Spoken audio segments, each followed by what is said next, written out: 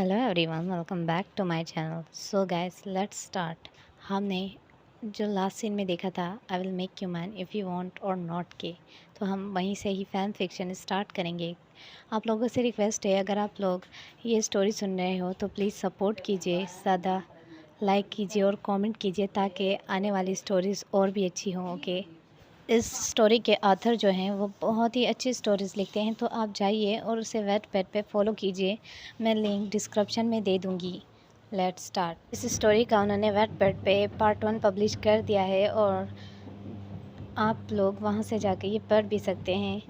Let's start our story. हमने last scene में देखा था कि आप विवोशान जो है वो वांगजी के नज़दीक आता है, जिससे वांगजी बहुत बुरी तरीके से डर रहा था। वांगजी विवोशान को कहता है, नहीं प्लीज़, मुझे बहुत तेज़ फीवर है, मेरी बॉडी में इतनी जान नहीं है। गाइस, अगर मेरे बैकग्राउंड में से आपको कोई भी आवाज़ आ रही हो तो प्लीज़ उसे इग्नोर कीजिएगा। ओके, क्योंकि अगर मैं इस टाइम वीडियो नहीं बनाऊंगी फिर मुझे बिल्कुल भी टाइम नहीं मिलने वाला, तो प्लीज़ इसे इग्नोर कर दीजिएगा और स्टोरी पर फोकस कीजिएगा। आई नो ये इरिटेटेड है ये वॉइस, बट आई होप कि थोड़ा बहुत आपको समझ आ ही जाएगा। तो अब वांगजी जो बहुत ज़्यादा डर रहा था, वांगजी को बहुत फीवर है, लेकिन विवोशान जो कहता है मैं तुम्हारे बॉडी पर ये हनफू बिल्कुल भी नहीं चाहता। और ऐसे कहने के बाद विवोशान जो है वांगजी से हनफू को छीनने लगता है ज़बरदस्ती पूरी तरीके से। और वांगजी जो डरते हुए उसे बैक कर रहा था और रो रहा था। विवोशान जो वांगजी के लिप्स को किस करते हुए बाइट कर रहा था। वांगजी जो अपने लिप्स को जैसे ही दूर करता है तो विवोशान के दांतों के बीच में वांगजी का लोअर लिप्स था और वांगजी जो अपना मुंह दूर करते करते रुक जाता है, क्योंकि विवोशान ने बिल्कुल उसके लिप्स को अपने दांतों के नीचे रख दिया था और बिल्कुल अपनी तरफ खींच रहा था। आप वांगजी जो रोते हुए विवोशान की तरफ देखता है।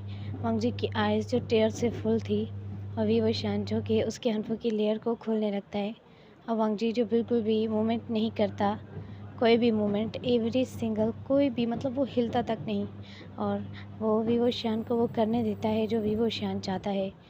विवोशान जो उसका हनफू की लेयर खोलने लगता है और वांगजी आंखें बंद कर लेता है और दूसरी तरफ अपना मुंह कर लेता है। विवोशान जो उसकी नेक पे किस करने लगता है और उसकी बॉडी को सक करने लगता है। विवोशान उसके ब्रेस्ट से कपड़ा हटा देता है और उसके ब्रेस्ट पे ज़ोर ज़ोर से बाइट करने लगता है। इससे वांगजी जो कि रोने लगता है और वांगजी भी विवोशान को धक्का देता है और कहता है, छोड़ दो मुझे, छोड़ दो प्लीज़, जाने दो। और ऐसे कहने के बाद वांगजी जो उसे बार बार मतलब धक्का दे रहा था, लेकिन विवोशान जो वांगजी के हाथ को पकड़ लेता है और उसे मरोड़ देता है और पीछे की तरफ उसका हाथ कर देता है और वांगजी जो रोता है और वांगजी को लेटा देता है उसके ही हाथ पर। जैसे कि वांगजी के दोनों हाथ पीछे मोड़ दिए थे विवोशान ने और उसकी पूरी बॉडी का जो वांगजी की पूरी बॉडी है ना, उसके ही हाथों पर लेटा दी थी। और जो विवोशान है वो खुद भी उसकी बॉडी पर लेट जाता है। वांगजी के हाथों में बहुत पेन होता है और वांगजी पेन से रोने लगता है। उसके कंधे तक दुख रहे थे, क्योंकि जब उसकी पूरी बॉडी का वज़न उसके हाथों पर था तो वो पीछे की तरफ थे, तो कंधों में बहुत तकलीफ़ होती है और वांगजी के टेयर्स निकलने लगते हैं। वांगजी जो बहुत तेज़ फीवर में था और विवोशान जो बदले की आग में पागल हो चुका है, और वो वांगजी के जो कॉलर बोन होती है उस पर बहुत बुरी तरीके से एक बाइट कर देता है। वांगजी एक बहुत बुरी तरीके की चीख मार देता है और वांगजी जो रोता है। अब यहाँ वैंकिंग की तरफ दिखाया जाता है। वैंकिंग जो सोच रही थी कि वांगजी को वो कैसे बताए, वो जो जानती है उसके बारे में। और वैंकिंग जो कुछ सर्वेंट से पूछती है कि वांगजी ये कहाँ से आया है और ये कौन है, तो वो सर्वेंट से जो जानती है तो वो हैरान रह जाती है। वांगजी जो कि क्लाउड रेसेस का प्रिंस है, एक ओमेगा प्रिंस, और क्लाउड रेसेस वालों ने उसे दे दिया। वैंकिंग ये सुन के बुरी तरीके से हैरान रह जाती है। अब वैंकिंग जो कहती है, बट मैं जहाँ तक जानती हूँ, नीहोसांग नीहोसांग वैंकिंग का एक अच्छा दोस्त था। नीहोसांग उसे सब बताता था। तो वो कहता है, क्या? तो ये वो वांगजी है जो नीहोसांग? तो वो चुप हो जाती है और वो दिल में सोचती है कि इस बात का बिल्कुल भी शाओजान को पता नहीं चलना चाहिए कि नीहोसांग वांग जी को जानता है और वो यही सोच रही थी। और वो अब सोचती है कि वो डायरेक्ट ही वीवो शान से बात करेगी। वो वीवो शान से हिंट के तौर पर बात करेगी। तो वीवो शान का जो आंसर होगा उसी के ही हिसाब से वो वीवो शान को पूरी बात बताएगी या नहीं बताएगी।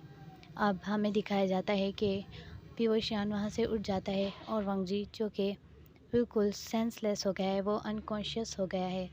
और वीवो शान जो उठता है और देखता है कि वांग जी को ब्लीडिंग हो रही थी, और वीवो शान जो उसे बुरी तरीके से इग्नोर कर देता है और वहाँ से चला जाता है और उसे वार्न करके जाता है कि तुम हनफू बिल्कुल भी नहीं पहनोगे, तुम्हारी बॉडी इसी तरह ही नेकेड रहेगी।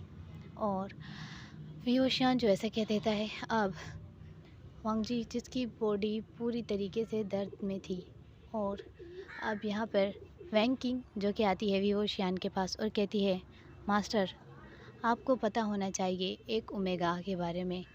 मुझे लगता है कि वांग जी जल्द ही कभी ना कभी तो बर्थ देने की स्टेट में चला जाएगा। तो वीवो शान कहता है, ऐसा हो ही नहीं सकता। अगर कभी ऐसा हुआ तो मैं खुद ही उसके बर्थ देने से पहले ही उसके चाइल्ड को मार डालूँगा। पर वैंकिंग कहती है, किंग मास्टर ये आप क्या कह रहे हैं? बट वो तो आपका होगा ना। वीवो शान कहता है, मुझे कोई फ़र्क नहीं पड़ता, मैंने उसे एज़ अ वाइफ़ कभी एक्सेप्ट नहीं किया।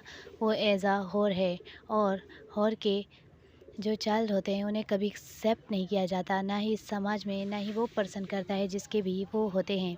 अब अब वैंग किंग जो कि इरादा कर लेती है कि वो वीवो शान को कुछ भी नहीं बताएगी वांग जी के बारे में, और वो डायरेक्ट वांग जी के पास जाती है। वांग जी जो कि बहुत ही बुरी तरीके से रूम में उसी कंडीशन में था जिस कंडीशन में वीवो शान ने उसे छोड़ दिया था। अब वैंग किंग जो दरवाज़े को नॉक करती है तो वांग जी कहता है, प्लीज़ अभी अंदर मत आइए, मेरे पास कुछ भी नहीं है इस वक्त बॉडी पर। तो वैंग किंग जो कि कहती है, ठीक है मैं। फिर वांग जी जो खुद को एक ब्लैंकेट में पूरी तरीके से कवर कर लेता है और वैंग किंग कहती है, मैं आ सकती हूँ? तो वांग जी कहता है, जी अब आ जाइए। और वैंग किंग जो अंदर आती है और कहती है, वांग जी मुझे तुम्हारे बारे में पता चला और मैं तुमसे एक कुछ बहुत ही ज़रूरी बात बताना मतलब शेयर करना चाहती हूँ। तुम्हें एक बहुत ज़रूरी बात तुम्हारे बारे में बताना चाहती हूँ। वांग जी जो कि चुप हो जाता है और वो कहता है, नहीं मुझे कोई बात नहीं सुननी, आप प्लीज़ मुझे अकेला छोड़ दें। और वैंग किंग कहती है, ये लो कुछ दवाई खा लो। वांग जी कहता है, नहीं मुझे अब कोई दवाई नहीं खानी, मुझे अब मरना है, मैं इस जुल्म को और नहीं सह सकता। और वैंग किंग कहती है, तुम्हें दवाइयाँ खानी होंगी, और अगर तुम्हें मरना है तो अकेले मरो, मासूम लोगों की जान लेकर मत मरो। वांग जी जो कुछ समझ नहीं पाता, और वांग जी जो कि कहता है, क्या मतलब है आपका, मैं कुछ समझा नहीं। वैंग किंग कहती है, क्या तुम नहीं जानते कि तुम एक ओमेगा हो? वांग जी जो कहता है, मेरी यही बदकिस्मती है कि मैं एक ओमेगा हूँ। और ऐसे कह के वांग जी रोने लगता है। वैंग किंग कहती है, अपनी किस्मत पे रोने का कोई फ़ायदा नहीं, मेरी बात सुनो, और मेरी बात को सुनो और अच्छे से इसे समझ लो। अब वैंग किंग कहती है कि तुम प्रेग्नेंट हो। तो वांग जी जो उसकी तरफ शॉकिंगली देखता है, और वांग जी कहते हैं, नहीं ऐसा मत कहो। वैंग किंग कहती है, मैं ठीक कह रही हूँ, और तुम्हारे पेट में एक बच्चा नहीं है, तुम 3 बच्चों से प्रेग्नेंट हो एक साथ। अब वांग जी जो आँखें नीचे कर लेता है, वांग जी कहता है, ये सारी गलती उसकी है, मैंने तो कभी। और वांग जी जो चुप हो जाता है। वांग जी कहता है, मैं 3 बच्चों को पहली ही दफ़ा मैं कैसे, पता नहीं वो इन बच्चों को एक्सेप्ट करेगा या नहीं, या कभी मुझसे शादी करेगा या नहीं, वो ऐसे ही सोच रहा था। तो वैंग किंग कहती है, बेवकूफ़ मत बनो, उसने मुझे कहा है अगर कभी ज़िंदगी में भी तुम प्रेग्नेंट हुए या तुमने बर्थ देने की कोशिश की तो वो तुम्हारे बच्चों को मार डालेगा। वांग जी जो शॉक हो जाता है और कहता है, क्या? पर ये बच्चे तो उसके भी हैं ना। वो कहती है, नहीं उसे कोई फ़र्क नहीं पड़ता कि ये बच्चे किसके हैं, उसे बस तुमसे बदला लेना है, और वो तुमसे वैसे ही तुम्हारी कीमती चीज़ छीन लेगा जैसे तुम्हारे पेरेंट्स ने उससे उसके माँ बाप छीन लिए थे, वो तुमसे तुम्हारे बच्चों को छीन लेगा। अगर उसे पता चल गया तो वो तुम्हें मार डालेगा। अब वांग जी जो कि शॉक हो जाता है और वांग जी कहता है नहीं, और वांग जी जो ज़ोर-ज़ोर से रोने लगता है। वांग जी कहता है ये सब मेरे साथ ही क्यों हुआ? मामा, आखिर आपने ऐसा क्यों किया था? मामा, क्या आपने ऐसा किया भी था या नहीं? मुझे मुझे कभी भी इस चीज़ पे विश्वास नहीं होगा कि आपने ऐसा किया था। और वो ऐसे ही रो रहा था और वो कहता है कि मुझे ये भी नहीं पता कि मेरी मम्मा ने ऐसा आखिर क्या कर दिया था जिससे लोगों ने इसके पेरेंट्स को मार डाला था और ज़िंदा जला दिया था। अब वो वैंकिंग कहती है कि मुझे भी नहीं पता इसके बारे में। अब वैंकिंग कहती है बस तुम्हें ये बात कुछ ही हफ्तों के लिए उससे छुपा सकते हो।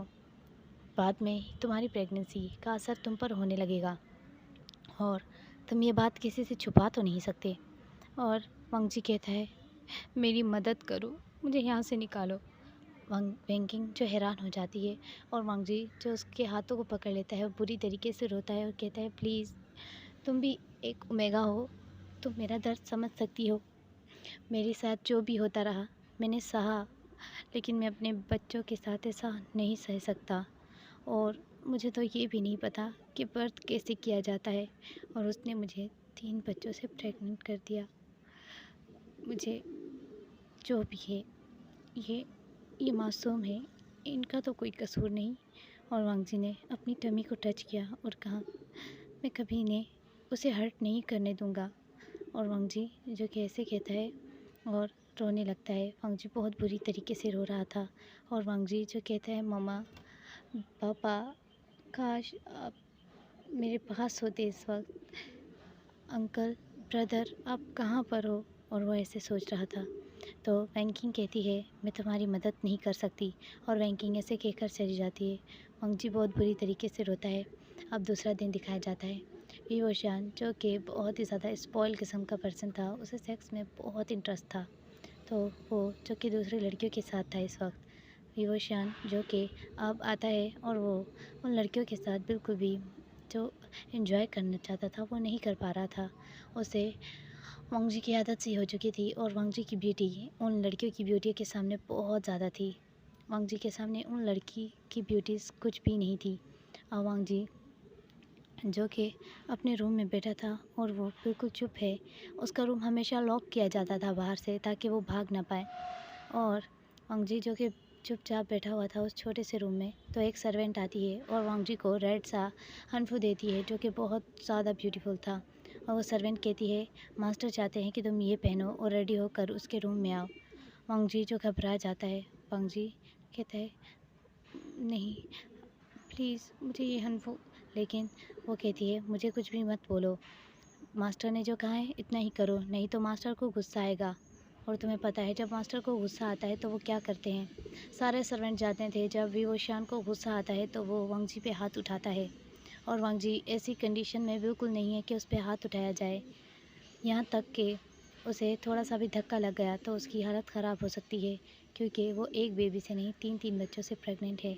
और ये प्रेगनेंसी बहुत ही ज़्यादा कॉम्प्लिकेटेड होती है। इसमें खुद का ध्यान बहुत ज़्यादा रखना पड़ता है, एक नॉर्मल प्रेग्नेंट औरत से ज़्यादा रखना पड़ता है। अब यहाँ पर हमें सीन शिफ्ट होता है कि वांग जी जो खुद को रेडी कर लेता है और उसके आइज़ में टेयर्स थे, वो टेयर्स को छुपाता है और आ जाता है।